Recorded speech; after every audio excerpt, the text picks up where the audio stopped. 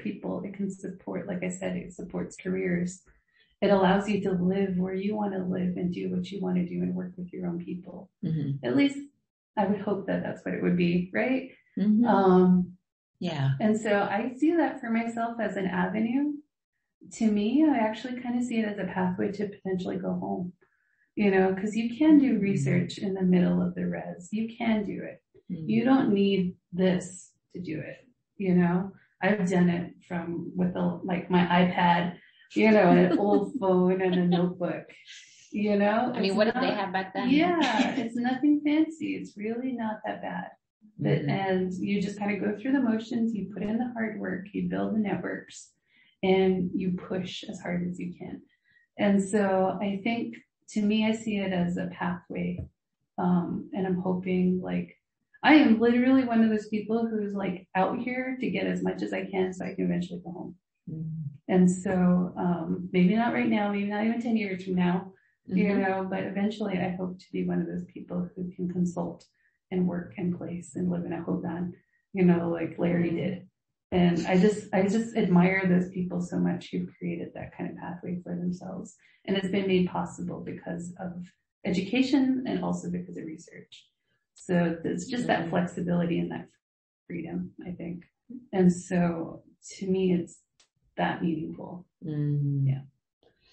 So I know that you've given multiple values, right, in terms of defining the teaching aspect. Mm-hmm. Any additional values you would add in terms of the research aspect? Definitely humility.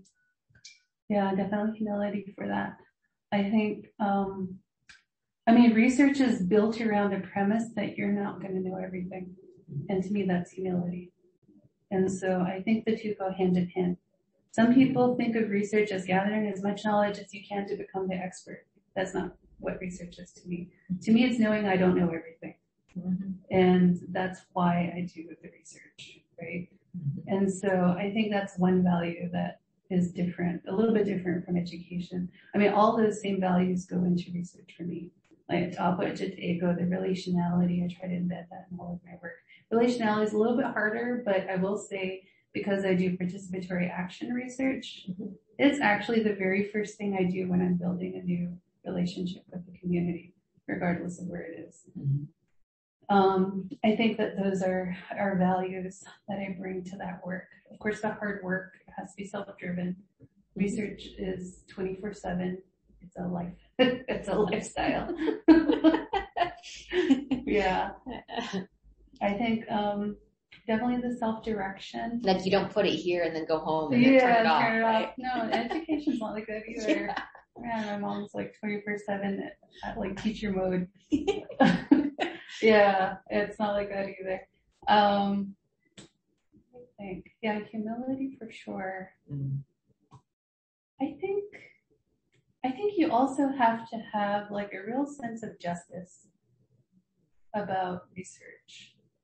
And I may not articulate this as well because I just recently got introduced to the idea of data justice. But I think all of us inherently, somewhere in our history, have wanted to research something or find out more to make somebody's life better, mm-hmm. or to equalize injustice somehow. Okay. You felt like it shouldn't have to be that way. Mm-hmm. Why does it have to be that way? And so I think everyone, maybe not everybody, but I feel like most of us who are Native researchers have had that reason for it and somewhere down the line. The best researchers I know, the best Native researchers I know, the ones who are most successful are those environmental health researchers who do it because they saw their family suffer, and they felt like it had to be better than that.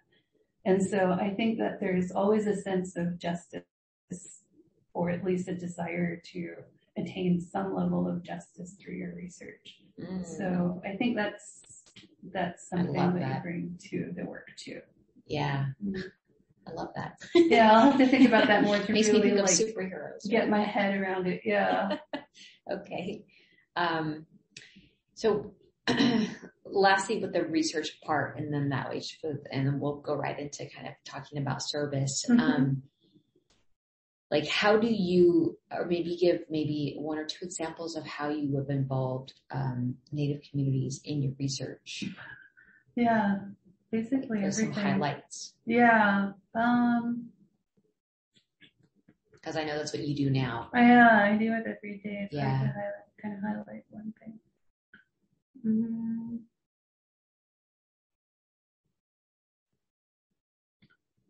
I'm trying to just think for myself. I know all the other things that people say about what we've done. For me, what's meaningful for me. Yeah.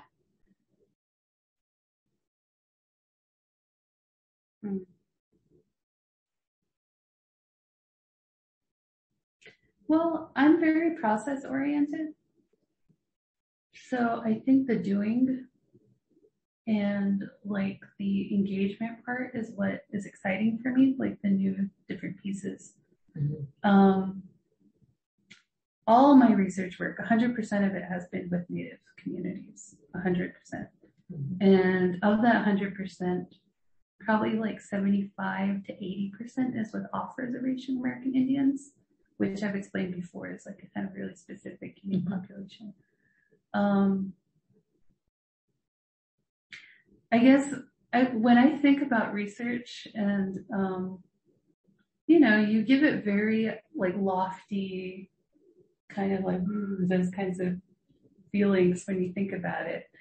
But really, to me, research is just about connecting with people and looking to others to help you understand an issue better.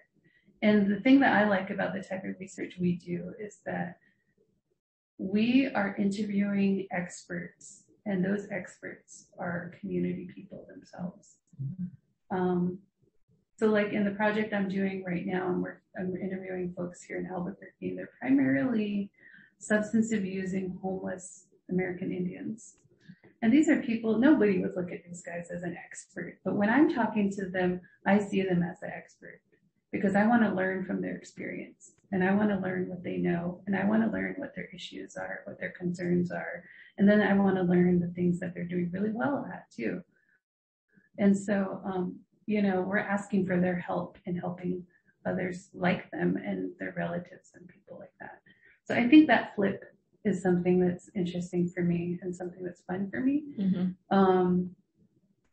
And I think when I think about like experiences of doing research, like specific stories, I'll tell you 2 specific stories. Okay. So I'm doing, like I mentioned, right now doing 2-hour interviews with people here, primarily substance abuse and homeless Native Americans.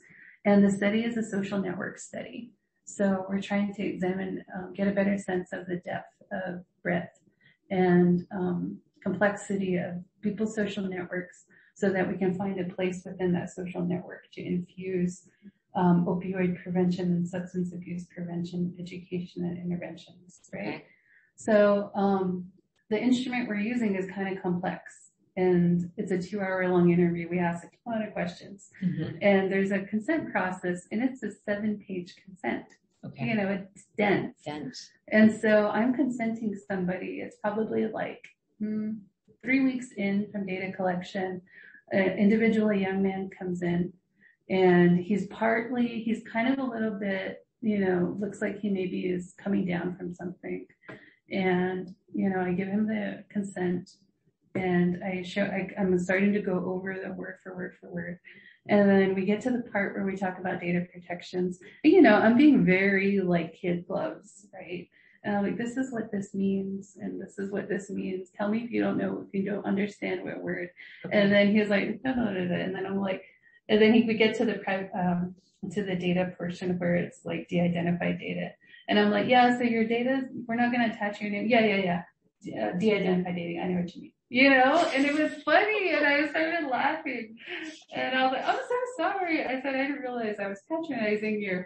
And he's like, you're fine. I know this. He goes, and so he goes through the whole thing, and then he asked me a question about the funding source or something like that, and it was so funny. And I was just laughing because I was so embarrassed, and it was just like, wow, these guys really, people think that these guys don't know crap, Mm-hmm. They're drunk and everything, and this guy is like, he could explain research to me. He could have been my research assistant.